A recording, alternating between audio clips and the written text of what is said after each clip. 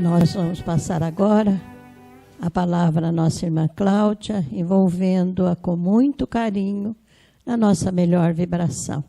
Que Jesus a abençoe.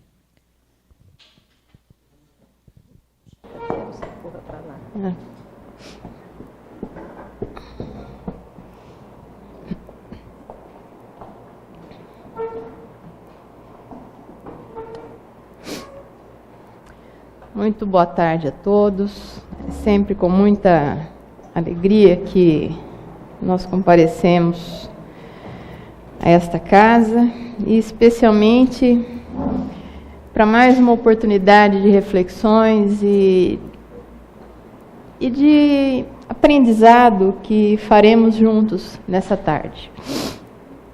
Quando a dona Francisca entrou em contato comigo, perguntando se eu poderia fazer a palestra desse sábado, lógico, né? Primeira coisa que a gente pensa antes de responder se pode ou não, se consegue ou não, o que a gente vai falar. E aí eu me lembrei que nós estamos vivendo, né, o mês de setembro, que é o Setembro Amarelo, mês de combate ao suicídio. Então, muito se tem falado, palestras têm promovido, esforços intensos, no sentido de levar as pessoas a reflexões acerca desse tema. E no âmbito da doutrina espírita, nós temos elementos de sobra para fazer reflexões que nos ajudem a refletir sobre esse tema de uma forma muito mais profunda, eu diria, do que qualquer outro conhecimento humano nos possa dar.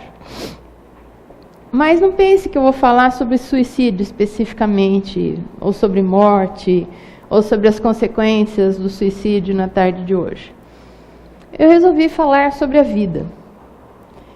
E falar no sentido de trazer um estudo de caso, que é nos apresentado por André Luiz, no seu livro Missionários da Luz, para que, com certeza, muitos não conhecem esse mecanismo pelo qual nós passamos, essa dinâmica, esse processo reencarnatório que nos permite estar aqui hoje vivos. Então eu queria trazer esse conhecimento para que a gente compreendesse em detalhes, para que a gente pudesse apreciar nos mínimos detalhes, dentro do que é possível fazer no espaço aproximado de 1 hora, os mecanismos envolvidos para que exista uma vida na face da Terra.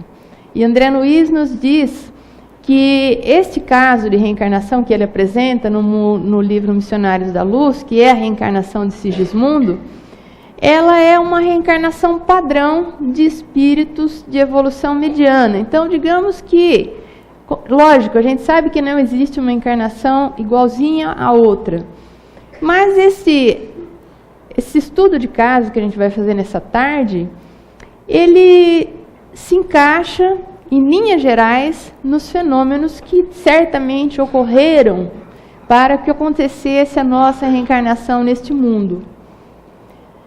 E aí a gente fica se perguntando, né, o sentido da vida, o objetivo maior de tudo isso, toda a movimentação de energias, de recursos espirituais, a colaboração de múltiplos espíritos, espíritos construtores, espíritos especialistas em processo reencarnatório, tudo isso acontecendo para que a gente pudesse estar aqui, nesta vida, e enfrentando as nossas lutas, sejam elas quais forem. E a gente vai ver que existe um trabalho preparatório tão bonito, tão intenso e tão meticuloso, que as nossas vidas foram programadas para dar certo. E nós não estamos aqui por acaso, e nem os problemas que nos visitam são casuais, e nem mesmo nós temos menos forças do que precisamos para enfrentá-los.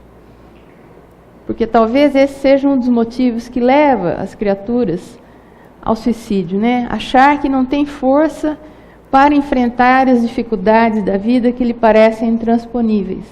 Então, refletindo sobre tudo isso, a gente vê que é um processo meticulosamente planejado, não apenas do ponto de vista material, do ponto de vista espiritual e do ponto de vista também da escolha das provas, das experiências pelas quais passaremos e, certamente, um processo supervisionado por uma espiritualidade maior que nos acompanha antes da encarnação, durante o processo encarnatório, durante a nossa estada aqui. Então, não estamos sós. Era nesse sentido que eu gostaria que a gente levasse as nossas reflexões da tarde, pensando que a vida é um evento muito rico, muito raro, é algo que não está, digamos assim, é um bem indisponível, que não está em nossas mãos, é algo muito maior, que vem de Deus, né? E um processo muito mais perfeito do que a gente possa imaginar. Porque parece assim, né? Que houve ali a concepção, a gente nasceu, está aqui, qualquer coisa é simples. A gente vai lá e encerra com esse processo doloroso que às vezes supõe-se que é a nossa vida. Mas a gente vai poder ter a reflexão nessa tarde da grandeza de tudo isso.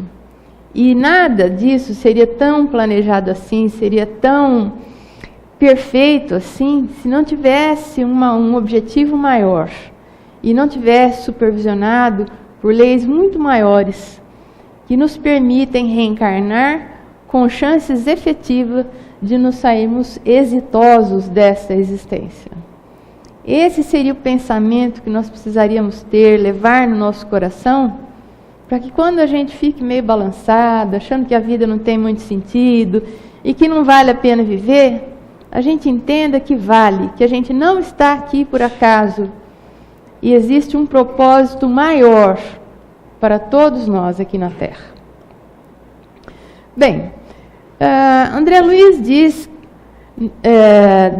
Emmanuel, numa mensagem intitulada No Campo da Vida, ele diz o seguinte: se te encontras interessado, apaga essa primeira aqui, por favor. Se te encontras interessado no próprio aperfeiçoamento, aproveitar é palavra de ordem no campo da vida. Então, além de tudo isso, a gente está aqui na Terra para aproveitar a nossa encarnação, para aproveitar a nossa vida, para conferirmos utilidade aos nossos dias, como nos vai dizer o orientador Alexandre. Então, não é só para a gente vivendo e a gente ir tolerando ou aguentando os momentos difíceis, passando por essa via crucis que às vezes a gente acha que é a nossa vida, nos momentos de dor, mas é, sobretudo, vivê-la da melhor forma possível, emprestando utilidade à nossa vida, porque nós somos úteis em várias situações. Nós podemos ser úteis em todas as situações, até mesmo quando sofremos. Se nós sofremos de uma forma, com uma postura digna, com uma postura serena, de quem sabe para onde caminha, isso é observado pelos que compartilham da nossa vida, pelos que se relacionam conosco, e muitas vezes pode ficar como exemplo para muitas criaturas quando elas também tiverem os seus dias de dificuldade. Então, tudo é aproveitável no campo da vida. Todas as experiências podem se revestir de imensa utilidade para nós e para aqueles que convivem conosco. Então, vamos passar a fazer, com base em André Luiz, o estudo do caso, que está no capítulo 13, intitulado Reencarnação, do livro Missionários da Luz.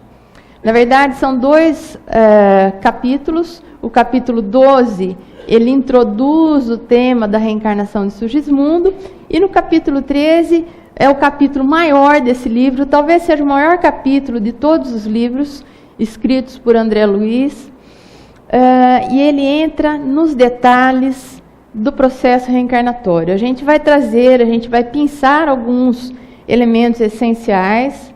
É claro que não substitui a leitura do capítulo, que pode ser feita independentemente da leitura da história. E é muito rico. Então, quem se interessar, tem muito mais informação lá na fonte original.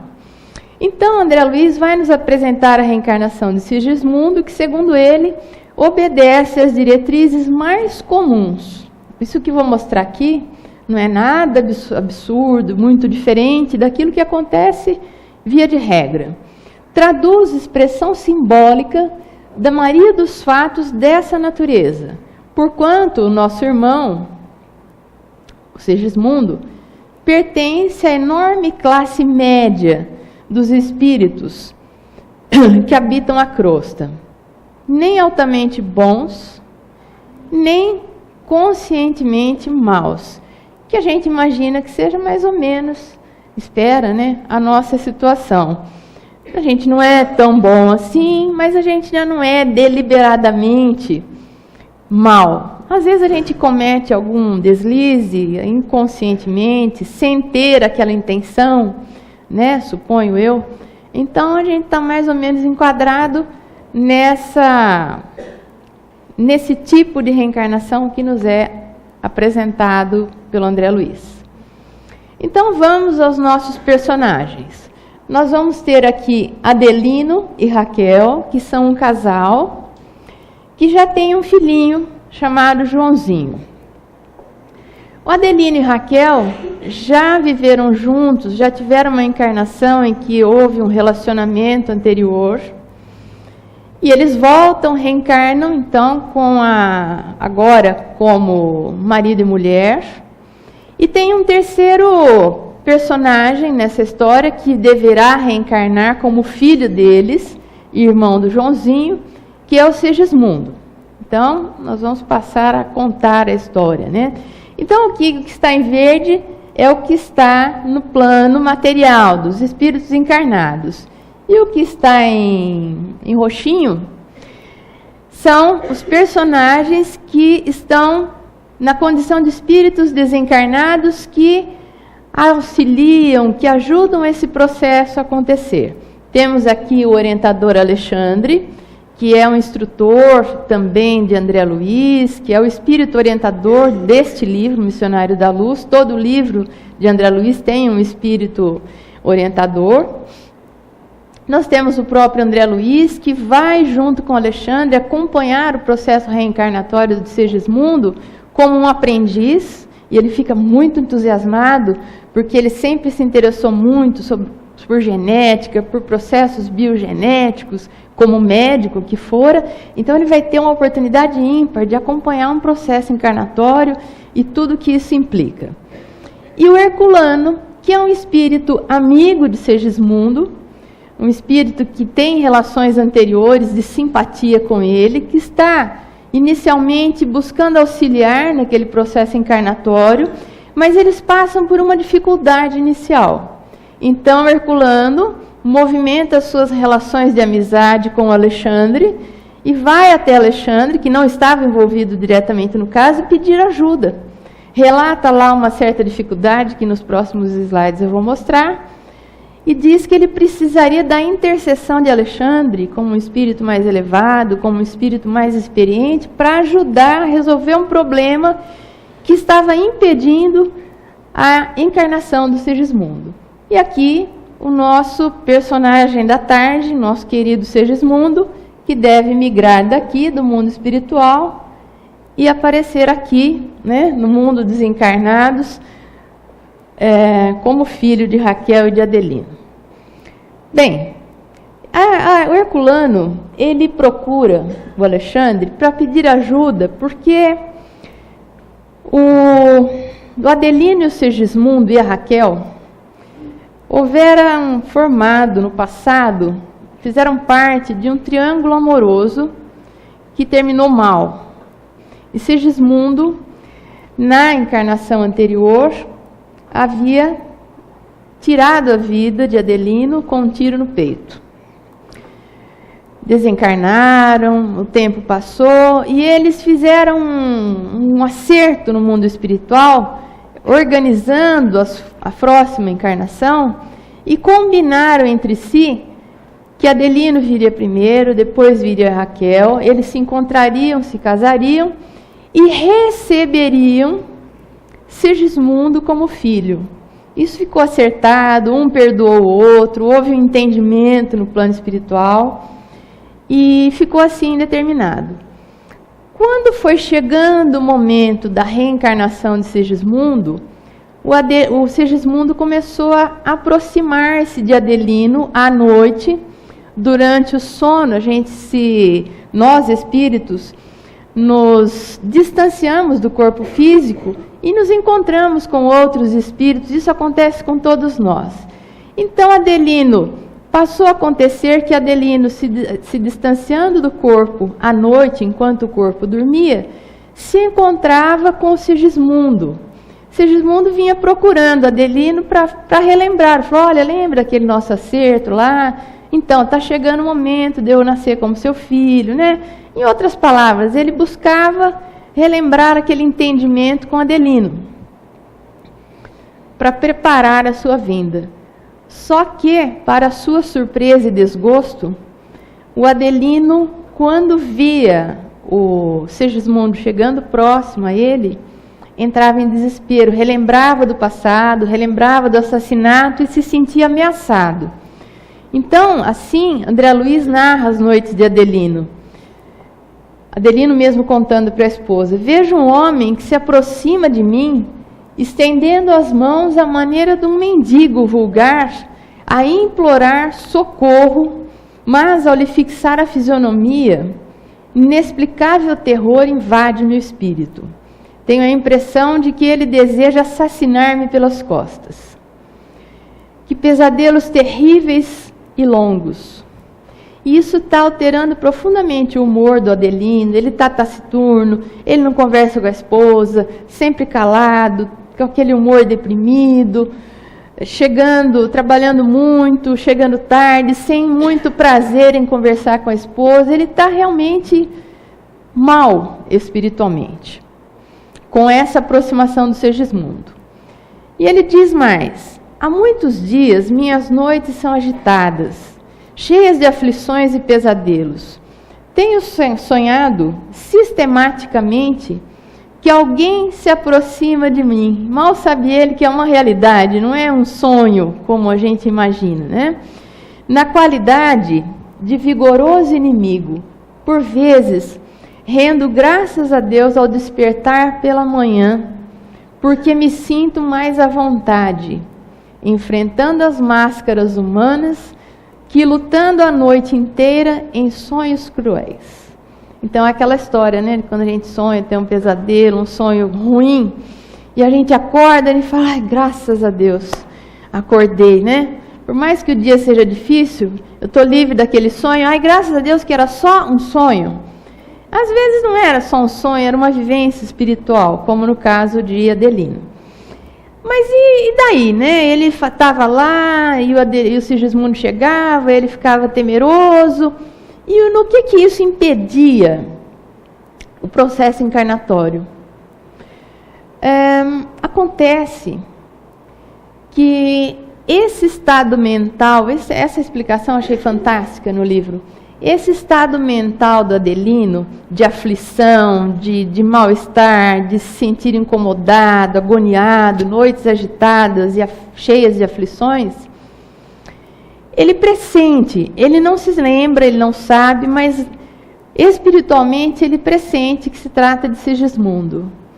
E com esse estado mental enfermiço, ele se colocou numa situação de esterilidade temporária.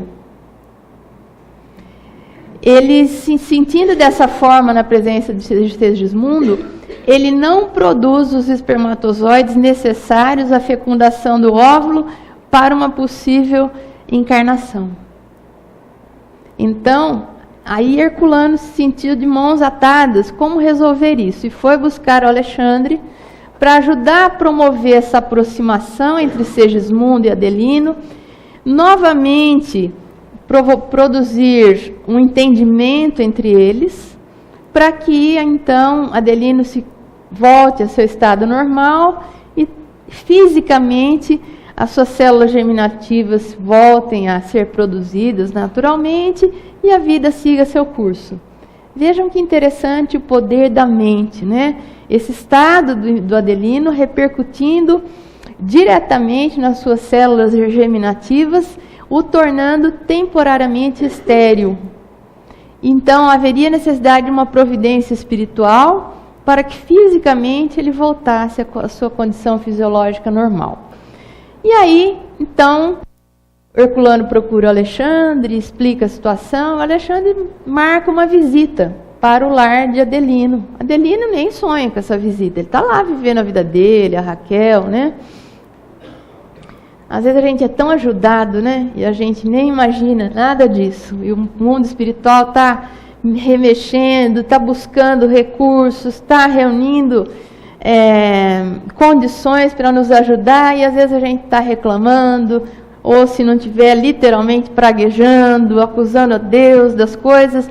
E muito antes da gente pedir, às vezes a solução já se faz, o auxílio já está ali instalado, às vezes no nosso lar, e a gente nem sonha com isso. A gente vai vivendo, e às vezes tão distraidamente, né?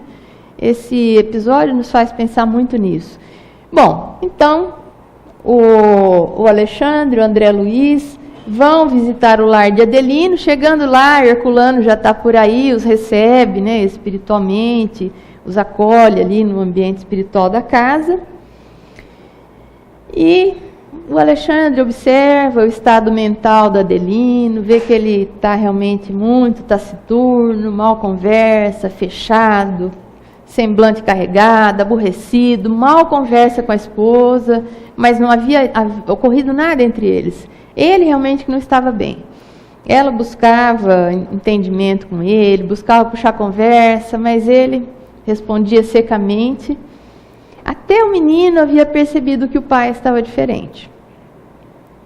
E aí, com a experiência da vida que Alexandre possuía, ele cogita a possibilidade de utilizar o Joãozinho, a sensibilidade da criança de 5 anos, para tocar o coração do pai.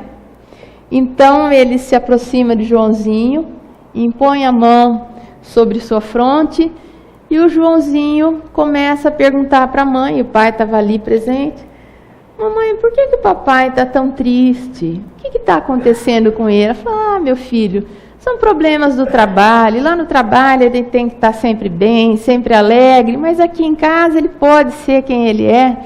Então ele está com problemas, está com dificuldades.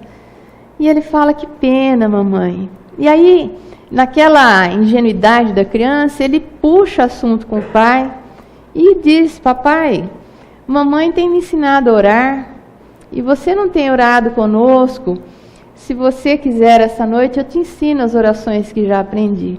E aí ele fala uma breve oração, aquilo que é possível a uma criança de 5 anos, que a mãe havia ensinado, para que ele fizesse aquela pequena e singela oração pelo pai. E ele faz aquela oração. Adelino fica tocado nas fibras mais íntimas do coração. E aí ele diz para a mulher que ele não tem estado bem, que ele... É tão lindo esse capítulo, né?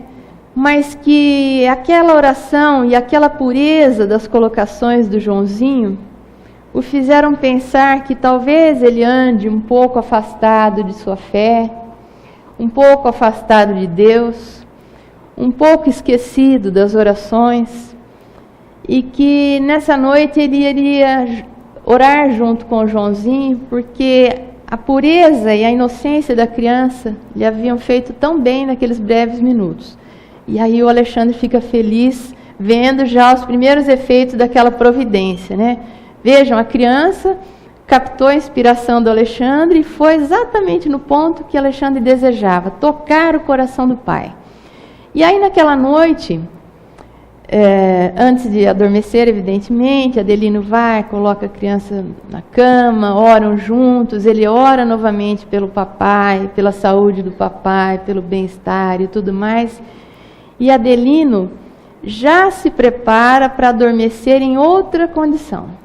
A mulher fala: talvez você pudesse procurar um médico. Ele fala: não, eu acho que não. Ele fala para ele: talvez, se eu prestar mais atenção nas coisas que o Joãozinho me diz, eu não precise nem de medicamentos. Eu preciso me aproximar mais de Deus, mais da minha essência, mais da minha fé. E aí ele já vai adormecer naquela noite modificado intimamente. Adormece, se distancia do corpo, né, pelo fenômeno do desdobramento, da emancipação da alma, e se coloca, né, no plano espiritual e se encontra com o Segismundo novamente. Aí ele começa a ter aquele pavor que normalmente ele tem quando ele vê o Segismundo, mas aí Alexandre está do lado e vai relembrando a ele, fala: Adelino, você não se recorda de Segismundo? E vai fazendo com que ele relembre tudo que eles já viveram, vai fazendo com que ele relembre o perdão que ele já havia dado a Segismundo por tê-lo tirado a sua vida na vida anterior, que ele não era um assassino vulgar, que ele não era uma ameaça, que ele era um pobre espírito necessitado de reencarnar novamente como filho do Adelino. E o Adelino vai se deixar tocar por aquela emoção, por aquele momento, se sente envergonhado de ter sentido medo do Segismundo, o perdoa, e naquele momento há um momento bonito de reconciliação ali no mundo espiritual. O Segismundo fica envolto por imensa felicidade, e André Luiz narra que o perispírito, né, que é o corpo fluídico de Adelino, se inunda de imensa claridade, aquele aspecto escurecido, daquele mau humor que ele andava, se desfaz ali naquela hora. Então, havia esse perdão novamente de Adelino para Segismundo, e desfeito aquela complicação inicial para que Segismundo se reencarnasse, eles ficam mais satisfeitos e sabedores que a partir dali, aquela condição de esterilidade do Adelino se resolveria no prazo de alguns dias. Vejam que interessante, né? Por conta de um perdão ocorrido no mundo espiritual. Então ele diz que o pensamento envenenado de Adelino destruía a substância da hereditariedade, né, os espermatozoides, intoxicando a cromatina dentro da própria bolsa seminal. Pelas disposições lamentáveis de sua vida íntima, estava aniquilando as células criadoras logo ao nascerem. Situação essa que foi resolvida então. E aí, o Alexandre passa a examinar os mapas cromossômicos relacionados ao futuro corpo do Segismundo. Então, meu amável instrutor, muito satisfeito com a nova situação, passou a examinar os mapas cromossômicos com a assistência dos construtores. Olha, tem Herculano envolvido, tem André Luiz como aprendiz, tem Alexandre como um instrutor de hierarquia espiritual maior, tem os espíritos construtores que já ajudaram Segismundo a planejar o corpo que futuramente ele vai ter. E agora Alexandre não fez só aquela parte de, não, promoveu a reconciliação, vou embora, acabou. Ele acompanhou o processo encarnatório de Segismundo, se interessou pelo caso. E passa a examinar os mapas cromossômicos. Ele deve ter visto mais ou menos alguma coisa assim, né? Quando a gente estuda os mapas cromossômicos na genética aqui da Terra. Só que é um exame muito mais apurado, né? Porque espiritualmente eles têm condições muito mais plenas do que nós temos aqui. Estou examinando a geografia dos genes nas estrias cromossômicas. Então ele foi examinar cada bracinho de cada cromossomo para verificar o que se esperaria do corpo do futuro reencarnante. Então foi lá analisar as bandas, né? As estrias cromossômicas. Não vamos entrar muito nessa questão, porque não é o objetivo desse momento. E aí, ele verifica o seguinte: já observei o gráfico referente ao organismo físico que o nosso amigo receberá no futuro, verificando de perto as imagens da moléstia do coração que ele sofrerá na idade madura, como consequência da falta cometida no passado. Ele que tinha tirado a vida do Adelino com um tiro no peito, iria reencarnar com uma predisposição, vejam bem, predisposição, a apresentar na vida madura, pelo que eles relatam ali, por volta dos 50 anos, um problema de alteração de ritmo cardíaco, que a gente conhece aqui como arritmia. Só que era uma predisposição. Dependendo da maneira como Adelino, como Sigismundo, vivesse seus dias, essa arritmia poderia se manifestar ou não, ou poderia ser muito mais branda do que inicialmente programado. Isso também nos faz pensar em tantas coisas, né? A justiça divina, diz André Luiz, nunca foi exercida sem amor. Então, nós todos estamos submetidos a ela. Às vezes a gente está com uma lesão, às vezes a gente está com um problema, e a gente nem imagina que ela poderia ser, inicialmente, ela teria potencial para ser muito maior ou muito pior daquilo que ela é. Isso é muito mais comum do que a gente imagina. Às vezes a gente tem uma situação qualquer, um problema, uma doença, fala, ai meu Deus, e agora? Olha, estou com um nódulozinho aqui. Poderia ser um nódulo grande e poderia não ser benigno. Às vezes ele é pequeno e é benigno. Nós não sabemos qual era o potencial daquela doença. Talvez, se nós estivermos sendo úteis, empregando nossos dias de forma útil e boa, a misericórdia divina já esteja atuando em nosso favor, minimizando aquela necessidade de adoecimento inicialmente planejada. Isso acontece na vida de todos nós, isso está presente em todas as obras de André Luiz. Quando a fidelidade sincera ao Senhor permanece viva no coração dos homens, há sempre lugar para acréscimo de misericórdia a que se refere Jesus em seu apostolado.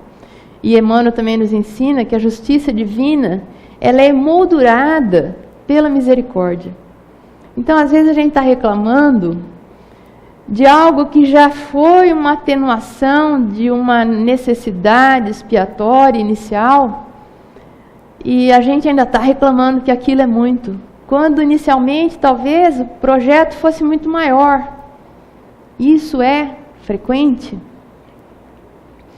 E diz mais André Luiz, se o nosso amigo Sigismundo souber valorizar as oportunidades do futuro, possivelmente conquistará o equilíbrio do aparelho circulatório, do coração, mantendo-se em serviço de iluminação por abençoado tempo de trabalho terrestre. Ou seja, ele pode prolongar a vida dele, inibindo aquele potencial de adoecimento inicialmente programado para que ele tivesse uma arritmia cardíaca. Depende dele o êxito preciso. E mais adiante, André Luiz faz relembrar no próprio capítulo essa passagem de Pedro, quando ele nos diz, acima de tudo, porém, tendes intenso amor uns para com os outros, porque o amor cobre a multidão dos pecados. O amor é mais forte, o amor é mais poderoso. Não há necessidade de nós sofrermos para aprendermos, se nós já aprendemos a amar. Percebem?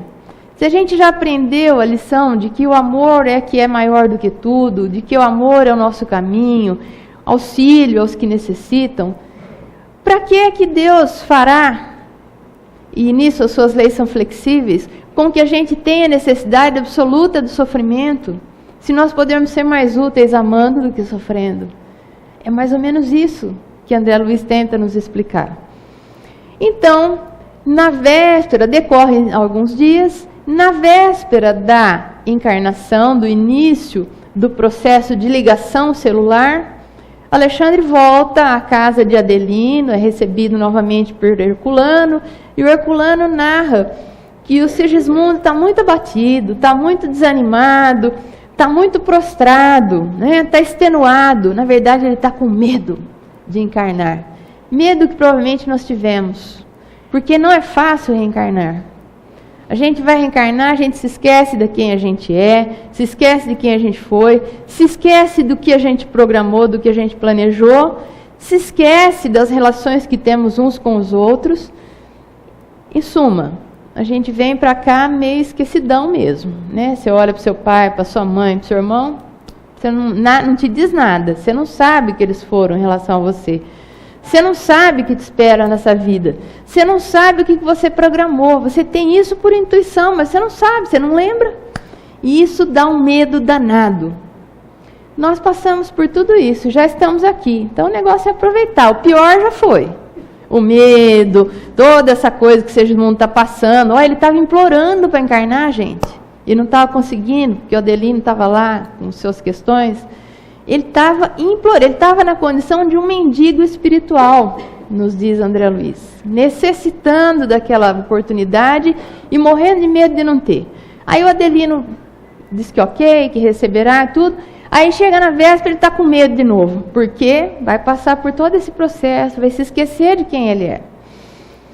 E ele diz assim, o Segismundo: já estive mais animado, falece-me a energia, sinto-me fraco, incapacitado, tenho receio de novos fracassos, tenho medo de errar de novo, que é o grande medo do espírito reencarnante.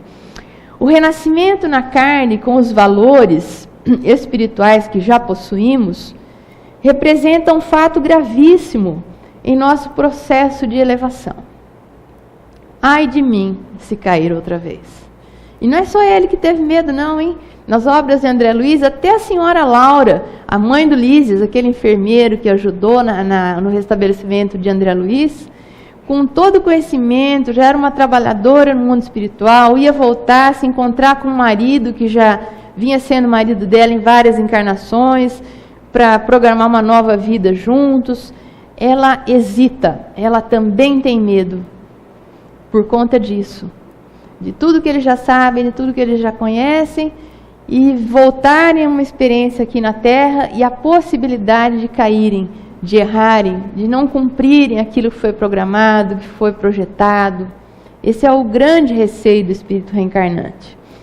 Aí o Alexandre conversa com ele, fala para que ele tenha fé na vida, fé no que virá, né? Eu estava ouvindo os versos da canção e eu achei tão apropriada porque tente outra vez, é isso que a gente está fazendo aqui também, né? Nessa encarnação. Então, diz para que ele tenha fé no futuro, diz para que ele pense na bondade de Raquel, que era um espírito dos três, o mais evoluído ali, que seria uma mãe afetuosa, que o ampararia em todas as suas necessidades, que ele refletisse na beleza, na importância dessa nova oportunidade, para que ele ascendesse a planos mais altos, para que ele resgatasse débitos anteriores, para que ele ficasse em paz com a própria consciência, que essa vida seria repleta de oportunidades e que ele teria a ajudá-lo a presença do Herculano. O Herculano que estava ajudando ali no processo encarnatório, que foi lá chamar o Alexandre, seria naquela vida o espírito protetor, o anjo da guarda do Segismundo. Ele estaria muito próximo a Segismundo durante toda a encarnação. E vai elencando tudo que aquela encarnação traria de coisas boas para ele. Que ele tivesse fé, que ele tivesse esperança, que ele se enchesse de otimismo, porque só coisas boas o esperavam. Luta, sim, é claro, mas com grandes possibilidades de vitória. E foi elencando tudo de bom e os elementos de apoio que ele teria nessa próxima encarnação. Ele fica um pouco melhor, né? Fica um pouco mais encorajado e, como se diz, né? Recobra novo ânimo e chega uma hora que ele fica lamentando. Aí o Alexandre dá uma chacoalhada nele. Fala, olha, você está levando longe demais essas suas lamentações. Você está aí às portas de uma oportunidade que muita gente desejaria e está fraquejando, né? E aí ele fica, acho que meio tocado nos brios e aí ele se recompõe. Aí começa um processo muito curioso de miniaturização. Gente, não começou a reencarnação materialmente falando, a ligação do espermatozoide com o óvulo, a fecundação, tudo isso é antes. Só para a gente ter uma ideia da riqueza, do valor, do planejamento, do nível de detalhamento que uma vida na Terra requer para que exista, né? Então vai começar um processo chamado miniaturização, em que o Adelino, que tem o formato perispiritual de um homem adulto, vai começar um processo, que é um processo mental, de redução da sua forma, para ficar com o tamanho aproximado de uma criança, e perispiritualmente falando. Então, o Alexandre apela para que ele auxilie nesse processo de redução da sua forma, mentalizando a forma infantil. Então ele diz: lembre-se da organização fetal, faça-se pequenino, imagine a sua necessidade de tornar a ser criança para aprender a ser homem. É muito profundo também essa colocação. A forma perispiritual de Segismundo tornava-se então reduzida, porque a mente atuando sobre os fluidos, ela vai moldando-os da maneira como o espírito bem deseja. A operação não foi curta nem simples. Foi um processo que deve ter durado aí algumas horas de miniaturização. E à medida em que Sigismundo foi reduzindo a forma, auxiliado por passes magnéticos de Alexandre, ele foi também entrando progressivamente no estado de, que a gente pode chamar assim de perturbação, mas num estado de adormecimento, uma espécie de torpor. Ele estava entre o sono e a vigília, já perdendo parcialmente a consciência de si mesmo, e isso depois o acompanharia e se aprofundaria ao longo do processo encarnatório. Bom, aí André Luiz, que nunca acompanhara um processo encarnatório dessa natureza, começa a ficar meio preocupado. E Alexandre só captando os pensamentos de André Luiz, né, no mundo espiritual, e intimamente sorrindo. Quais são as cogitações do André Luiz? Falei, então, né, agora ele miniaturizou, no dia seguinte vai haver a união celular, né, entre o Adelino e a Raquel, e será que a gente vai ficar ali presente nos momentos de intimidade do casal? E é uma situação constrangedora, porque o espírito superior não tem interesse nisso. Os inferiores até têm e participam. E ele estava pensando nessas coisas, né? Como é que vai ser? Em que hora que a gente vai atuar? Que hora que a gente vai entrar nesse quarto? Estava ali meio pensativo. Nos diz o próprio André que Alexandre sorria em silêncio. Depois ele esclareceu. André, não é necessária a nossa presença no ato da união celular. Semelhantes momentos no tálamo conjugal, olha como ele é elegante, né? No tálamo conjugal são sublimes e invioláveis em lares em bases retas. Depois, se vocês quiserem saber o que é lares em bases retas, relações em bases retas, ele explica lá. Mas que dentro de um lar constituído em bases cristãs, em bases da ética, do respeito, do amor e tudo mais, esses momentos de união conjugal são invioláveis e são protegidos por uma espiritualidade boa. E aí ele diz mais: o elemento masculino, o espermatozoide, deve fazer extensa viagem antes de atingir o seu objetivo, que é o óvulo, né? Temos tempo. E quando a gente consulta, né, os livros de biologia, a gente vê que esse tempo varia de 24 a 48 horas. Essa viagem do espermatozoide para dentro do útero, vencendo toda a extensão do útero, depois adentrando as trompas e caminhando lá próximo ao ovário, isso pode levar de 24 a 48 horas. Então, realmente, eles tinham tempo. Aí, então, a vida, a união entre Raquel e Adelino, eles adentram ao aposento e lá observam que dois corpos repousavam dois corpos que a bênção do sono imobilizara. Mas ali mesmo, Adelino e Raquel nos esperavam em espírito, conscientes da grandeza da hora em curso. Eles adormeceram, se desdobraram, né, com o fenômeno do sono, se distanciaram do corpo e estavam lúcidos no plano espiritual, recebendo a visita do Alexandre, do Herculano, e que trariam ali o Sigismundo miniaturizado. Nós vamos ver que a Raquel estava bem mais lúcida do que o Adelino. Adelino tinha alguma consciência do que estava acontecendo ali, mas a Raquel tinha lucidez plena no mundo espiritual.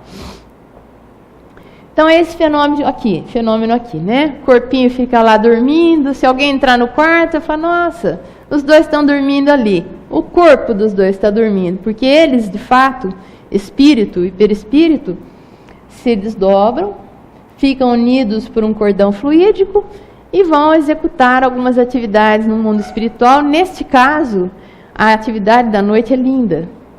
Eles vão receber, especialmente a Raquel, vai receber nos braços o futuro filho, Sigismundo. E a cena não pode ser das mais emocionantes.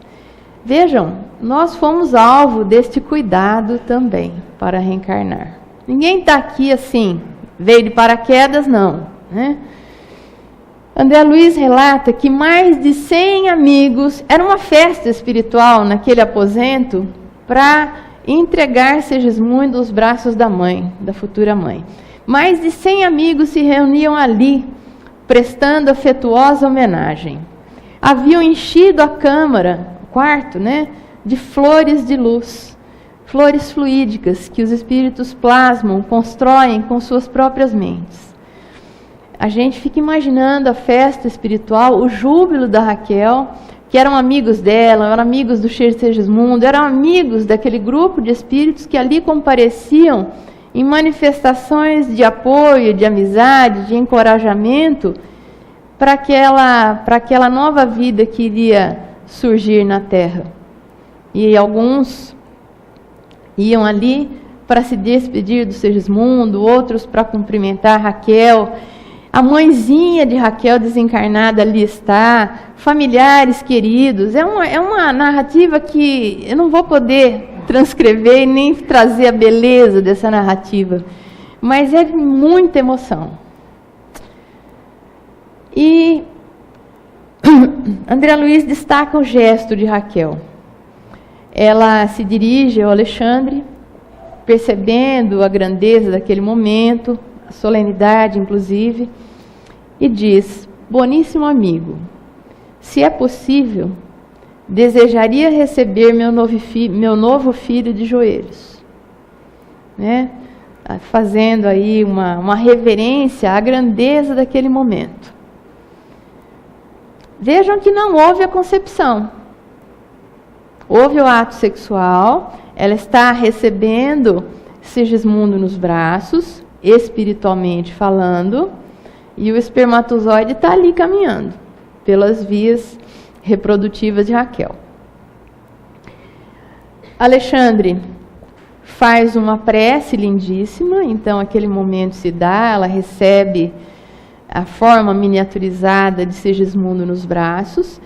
O Adelino está por ali, mas ele não percebe tudo que está acontecendo. Ele fica entretido, ele fica amparado ali, mas ele não consegue perceber aquilo que acontece. A Raquel é que participa ativamente. E o André Luiz relata que a coroa sublime, sustentada por espíritos muito superiores a nós, que eu não podia ver, tão superiores que eram, descansou sob a fronte de Raquel. Foi então, ó divino mistério da criação infinita de Deus, que havia apertar a forma infantil de Sigismundo de encontro ao coração, mas tão fortemente, tão amorosamente, que me pareceu uma sacerdotisa do poder da divindade suprema. Então ele relata assim uma cena lindíssima, Raquel aureolada por uma coroa luminosa, fluídica, né? Então a gente imagina o que teria sido aquela cena. E aí ele diz que Sigismundo ligara-se a ela como a flor se une à haste. Houve uma ligação fluídica entre o perispírito de Raquel e o perispírito de Sigismundo miniaturizado. Então compreendi, desde aquele momento, era alma de sua alma, aquele que seria carne de sua carne. E aí eu fiquei, quando eu li pela primeira vez, fiquei pensando, não é à toa que essa ligação tão profunda, tão absoluta que existe entre mães e filhos, né? Porque mãe conhece o filho desde antes da concepção. E é aquela coisa, né? O filho entra em casa, a mãe não viu, mas ela conhece a pisada. Não é? Tente esconder alguma coisa de sua mãe. Para ver se você consegue. Porque ela te conhece desde lá. E existe ali uma simbiose, no sentido positivo dessa palavra, de emoção fluídica. São espíritos que têm uma ligação muito profunda entre si. Então, é como se um fosse a alma da alma do outro. E depois serão carne da carne. Né? É muito bonito isso. E aí, André Luiz vendo tudo isso, observando todo esse requinte de detalhes, de planejamento, ele pergunta, mas será que acontece assim sempre? Com todo esse cuidado, toda essa beleza? E se a reencarnação se desse em face de desvarios desequilibrantes, em situações de um lar desfeito, ou de um lar que não foi constituído, de viciações, de toda a ordem que a gente não precisa entrar em detalhes aqui, em situações adversas, como aconteceria todo esse processo, todo esse amparo? Ele existiria? E aí o Alexandre diz que o diamante perdido no lodo, por algum tempo, não deixa de ser diamante. A paternidade e a maternidade, em si mesmas, são sempre divinas. E em todo lugar desenvolve-se o auxílio da esfera superior, desde que encontre em jogo o trabalho da vontade de Deus. Então, a reencarnação é uma lei maior, é uma necessidade dos espíritos, nós temos que reencarnar. E ele coloca aí a paternidade e a maternidade como funções divinas que sempre são merecedoras de todo o amparo superior, embora nem sempre, ele diz, esse amparo possa se dar da melhor forma, da forma ideal, mas ele sempre existe. Após acompanhar profundamente absorto no serviço a marcha dos minúsculos competidores que constituíam a substância fecundante, Alexandre identificou o mais apto. Substância fecundante é a nuvem de espermatozoides que vão caminhando na direção do óvulo, que pode variar de 20 milhões a 300 milhões. Então, substância fecundante, ele esclarece, segundo depreendi, ele, Alexandre, podia ver as disposições cromossômicas de todos os princípios masculinos em movimento. Você já pensou a relevação desse espírito que poderia ver as disposições cromossômicas dos milhões de espermatozoides em trânsito na direção do óvulo?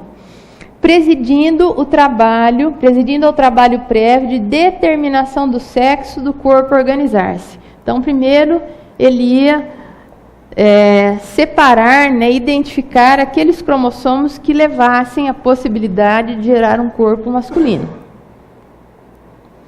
E aí ele identificou um espermatozoide que era o mais apto, que carregava o material genético mais apropriado ao planejamento do corpo do futuro reencarnante.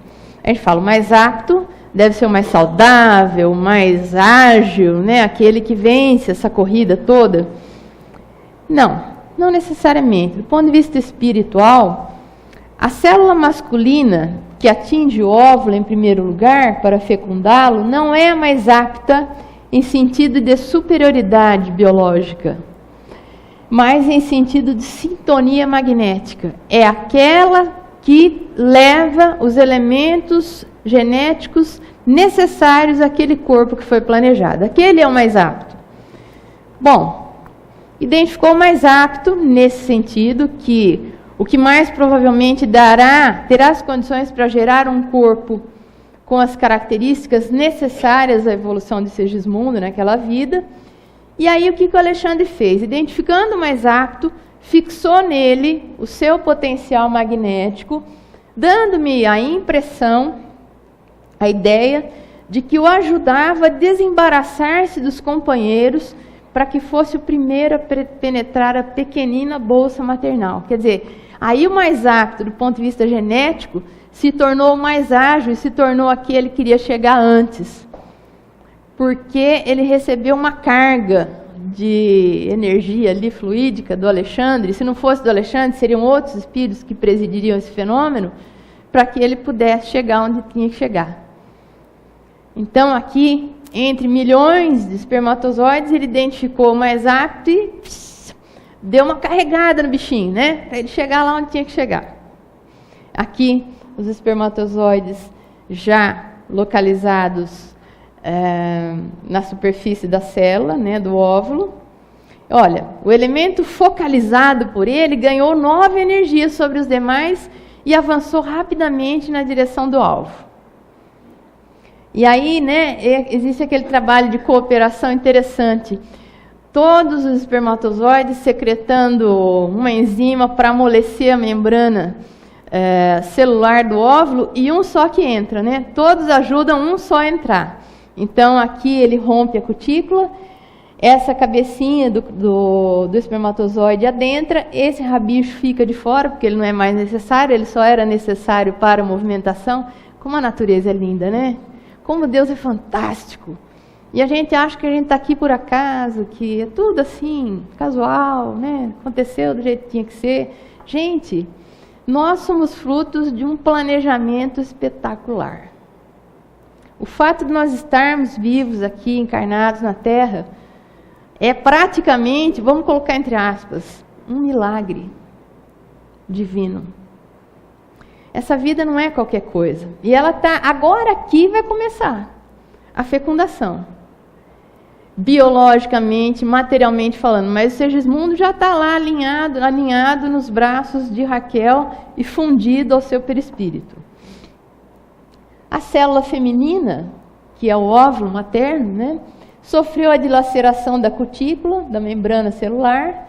A maneira de pequenina, como ele é poético, a maneira de pequenina embarcação torpedeada, e enrijeceu-se de modo singular, cerrando os poros tenuíssimos, como se estivesse disposta a recolher-se às profundezas de si mesma, a fim de receber face a face o esperado visitante, e impedindo a intromissão de qualquer outro dos competidores que haviam perdido a primeira posição na grande prova. Eu não sei se vocês sabem, mas no processo da fecundação, só um espermatozoide adentra o óvulo. Depois a membrana celular se enrijece, impedindo qualquer outro de penetrar ali. E quando, no caso de surgimento de gêmeos, especialmente os univitelinos, né, os gêmeos, é o óvulo fecundado que se divide em 2 e dará origem a 2 outros corpos de espíritos a reencarnarem. Mas é só um espermatozoide que adentra ali. Não tem jeito, é só um. Mais um detalhe fantástico, né, desse planejamento incrível que envolve aspectos espirituais e aspectos materiais da nossa vida. Aqui, então, o óvulo, o material genético levado pelo espermatozoide, a membrana espessada, e aí nós já temos um ovo, ou zigoto, que é a primeira célula do corpo do reencarnante, no caso, Segismundo. E essa célula começará as divisões. Então, nosso corpo, que é formado de trilhões de células, começou com uma. Que coisa incrível, né? Em 9 meses forma um corpinho de uma criança pronta para nascer. Segismundo ainda não estava ligado, acabou de ocorrer a fecundação. Aí, as paredes do óvulo se enrijeceram. Aí sim. Em seguida, Alexandre ajustou a forma reduzida do reencarnante, que se interpenetrava com o organismo perispirítico da mãe, a gente viu, né, se unindo ao perispírito dela como uma flor se une à haste. E aquele organismo foi ajustado sobre aquele microscópico globo de luz, impregnado de vida. E observei que essa linha latente, essa vida latente começou a movimentar-se.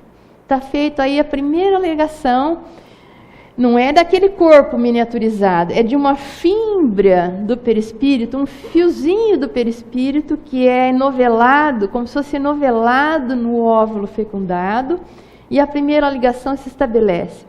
Muito tênue, muito delicada, fenômenos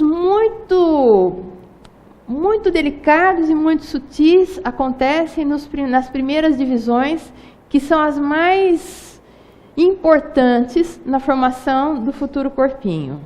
E é onde podem ocorrer as maiores interferências, algumas quebras e originar eventualmente as malformações e eventualmente até os abortos. E essa ligação, ela é muito delicada, dessa fímbria do perispírito do Segismundo miniaturizado com o óvulo recém-fecundado, e, portanto, agora o ovo.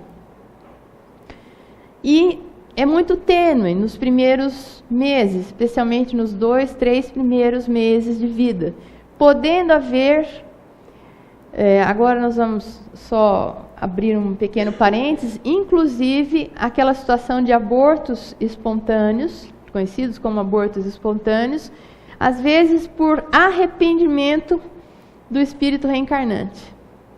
Ele pode romper essa ligação. Então, dependendo das emoções a que a mãe é submetida, isso tudo é muito delicado nesses 3 primeiros meses. Nós vamos ver no livro que Alexandre recomenda que nas primeiras semanas Raquel não receba nenhuma visita espiritual, porque ela tinha muitos amigos no mundo espiritual. Vocês viram que só no dia em que ela recebeu o Segismundo foram 100. E vários outros queriam visitá-la à noite, né, enquanto ela dormia, naquele período de início de gestação. Alexandre proibiu. Falou, depois das primeiras divisões, aí nós vamos liberando as visitas aos poucos. Olha que interessante, todo o cuidado de Alexandre para com aquela vida que se inicia. Então ele ajustou o organismo perispiritual do Segismundo e disse, está terminada a operação inicial de ligação, que Deus nos proteja. E aí ele continua ao lado de Raquel, está ali presente nos vários momentos, sempre em orações, e esclarece a delicadeza desses processos, dessas divisões que ocorrerão nos próximos dias. E André Luiz fica encantado com isso, né? Então ele diz que aquele pequenino globo de luz começa a movimentar-se como uma representação da vida que surge ali. E a gente pode imaginar que alguma coisa assim aconteceu. A primeira divisão.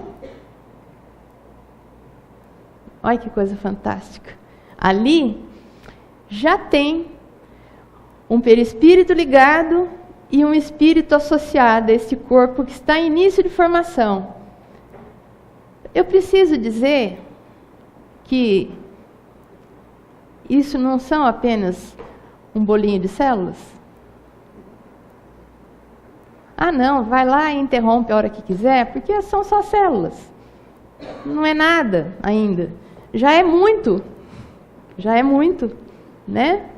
Bom, e aí as futuras divisões e o corpinho e o feto vai tomando aquele jeitinho, até ficar com aquele jeitinho de criança, né? Próximo aos 9 meses.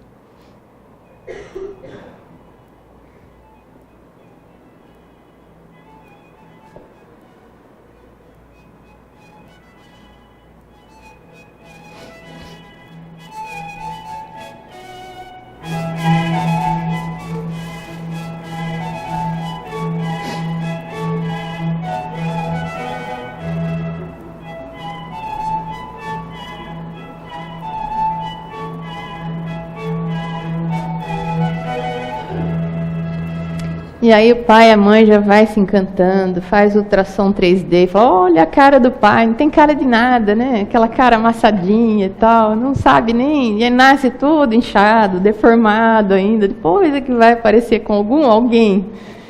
Mas já começa a despertar aquele amor fantástico da família inteira, né?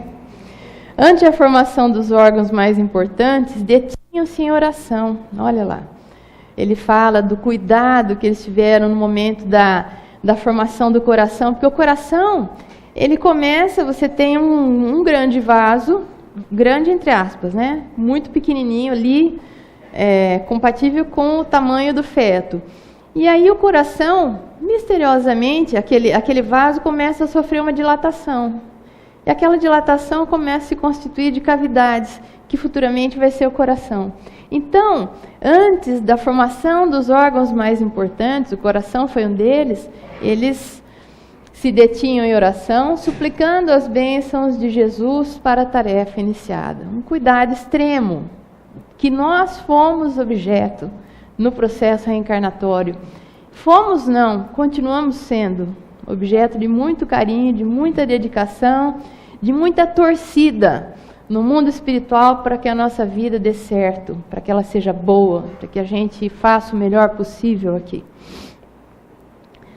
E André Luiz nos diz, o corpo carnal é tesouro divino para a nossa experiência e aprendizado na superfície da Terra. Herculano permanecerá em definitivo junto a Segismundo. Herculano, que ajudou ele a reencarnar, será seu anjo guardião na nova experiência. Até que ele atinja os 7 anos, que é o período onde se concretiza, onde se consolida efetivamente, onde os órgãos já estão mais plenamente formados e a encarnação efetivamente se concretiza. Vejam, ela começa antes da concepção, no caso lá do Adelino e do Segismundo, começou com o perdão entre os dois, passa por todo um processo onde a fecundação é uma etapa, vai se dando e se concretiza aos 7 anos.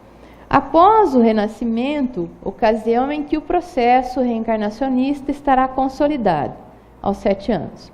Depois desse período, a sua tarefa do Herculano, de amigo e orientador, será amenizada, visto que seguirá o nosso irmão em sentido mais distante. Então, o Herculano estará ali muito junto a Segismundo nos primeiros 7 anos. Depois, ele estará próximo, ele será um orientador espiritual, será um guia, não gosto muito dessa palavra, será um anjo, um espírito protetor, mas que vai segui-lo assim um pouco mais à distância, estará próximo quando necessário, e principalmente, se o Segismundo aprender a orar por ele e a conversar com ele, pedindo a seu auxílio e a sua presença nos momentos de necessidade, ele estará muito próximo ao Segismundo. É isso que nos ensina o Livro dos Espíritos, né? Que nós aprendamos a ter no nosso anjo guardião um grande amigo e apelemos para ele nas nossas preces, buscando a sua inspiração, a sua ajuda. Todos nós nascemos com pelo menos um espírito amigo para nos tutelar, para nos ajudar, para nos inspirar, para nos encorajar. E a gente às vezes se acha tão sozinho, abandonado, esquecido por Deus, estou sofrendo, ninguém está vendo. Você está vendo, estava planejado, está tudo certo. Vai dar tudo certo. Porque a gente encarnou para dar certo. Ninguém encarna com todo esse planejamento para a coisa dar errado, vocês percebem? Quando a gente não vai muito bem, isso se deve a nós. Mas não uma falha na justiça divina, nos processos reencarnacionistas. Não, ninguém viu, mas eu vim com uma carga pesada demais. Ninguém percebeu, escapou. Não tem isso. Então, aqui, o barrigudinho, né? O Segismundo, essa gracinha, né? Vem. Essa é uma criança aleatória, viu? Não pus o Lucas aqui, senão a gente fica muito babona. E vai sofrer todos os estímulos, desde a infância, depois a adolescência, depois a juventude, depois a idade adulta, que o espírito encarnado sofre. influências de amizades, influências do seu próprio passado, inclinações que ele tem que vencer. Todas as lutas da nossa vida estarão aí presentes. Não esquecendo que ele vai ter junto a ele, pelo menos, o Herculano para auxiliá-lo mais imediatamente. E vocês acham que o Alexandre, de vez em quando, não vai querer saber do Segismundo, não vai aparecer para visitar? Aqueles 100 que foram ali, que são amigos de Raquel, não vão se interessar pela sorte do Segismundo, de vez em quando não vão se encontrar com ele, no seu desprendimento pelo sono. E ele vai ter mais ajuda do que ele imagina. A ajuda, o amparo que a gente tem na nossa vida. Porque nós não somos diferentes do Segismundo. Foi isso que André Luiz nos disse no começo. Então, que a gente tenha fé na vida, que a gente tenha fé no futuro, que a gente tenha fé em Deus, fé na espiritualidade, coragem para prosseguir. Nos momentos em que a gente se sentir abatido, fraco, cansado, que a gente se lembre de tudo isso e que isso nos ajude a ressurgir para a vida, né? Essa, eu acredito que seria uma das contribuições que nós poderíamos dar quando, no mês de setembro, todos nos unimos para falar, refletir, pensar sobre a questão do suicídio, que é a interrupção da vida. Talvez conhecendo todos esses elementos, todo esse processo maravilhoso, a gente entenda que a gente é importante, que a nossa vida não é qualquer coisa, e que seja qual for a dificuldade ou o problema, ela passa. Ela passa e nós temos forças para passar por ela. Se não, garanto pelos estudos doutrinários que temos, nós não teríamos recebido esta prova nesta vida. Que Jesus nos abençoe, nos ilumine, nos ampare, nos ajude a encontrar as forças que sempre nós precisamos. Que assim seja.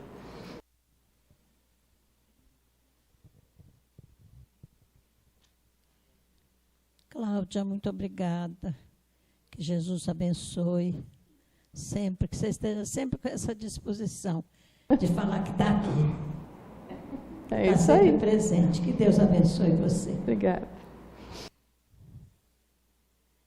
Querido Jesus, bondosos amigos da espiritualidade que nos acompanham nesta tarde, mais uma vez, reunimos em nome de Deus e em nome de Jesus.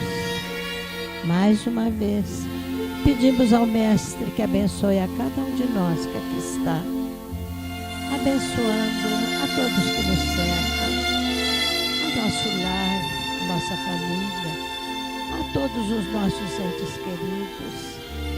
Querido Mestre, que todos aqui presentes possamos receber as luzes do seu Evangelho, a sua paz, a sua misericórdia. Somos muito gratos por estarmos aqui esta tarde, por mais esse aprendizado, por mais essa oportunidade que nos é oferecida. Somos gratos por esta casa que nos acolhe com tanto carinho, onde encontramos tudo o que precisamos para nós seguirmos nosso caminho evolutivo.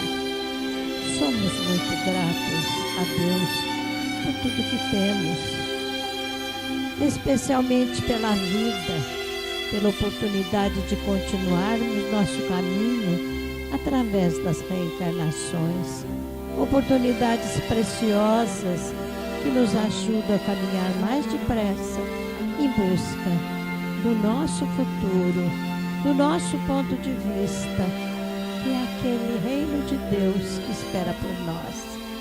Querido Mestre, auxilia-nos neste intento, ajuda-nos a caminhar com mais segurança, seguindo suas pegadas. Agradecemos essa equipe espiritual que nos assiste, agradecemos a todas as equipes que trabalham nesta casa, com tanto carinho e amor, com tanta presteza. Agradecemos, Jesus, por tudo que nos deixou, pelo seu Evangelho, pela sua paciência, pelo seu exemplo, por tudo que faz ainda por nós nos dias de hoje. somos muito gratos, Mestre. Mas, sobretudo, somos gratos a Deus, como dissemos, pelo dom da vida, pela possibilidade de crescermos através dos dons que nos deu, a inteligência, a vontade, o livre-arbítrio, a vontade de crescer e de ir para frente e seguir as pegadas de Jesus. Somos, sim, muito gratos a Deus e gostaríamos de dizer a Ele da nossa gratidão. Pois somos gratos, inclusive, pelas dores e sofrimentos que nos auxiliam, purificando os nossos espíritos e nos tornando melhores, mais pacíficos, mais humildes, mais dóceis, através das dores e sofrimentos. Somos gratos, sim, e gostaríamos de externar esta gratidão, nos unindo numa prece e pedimos a Jesus encaminhe o Pai e a equipe espiritual que nos acompanha quando oramos com muito amor, com muito carinho. Pai nosso que estás no céu, santificado seja o vosso nome. Venha a nós o vosso reino, seja feita a vossa vontade, assim na terra como no céu. Pão nosso de cada dia nos dai hoje. Perdoai as nossas dívidas, assim como nós perdoamos aos nossos devedores. E não nos deixeis cair em tentação, mas livrai-nos, Senhor, de todo mal. Que assim seja.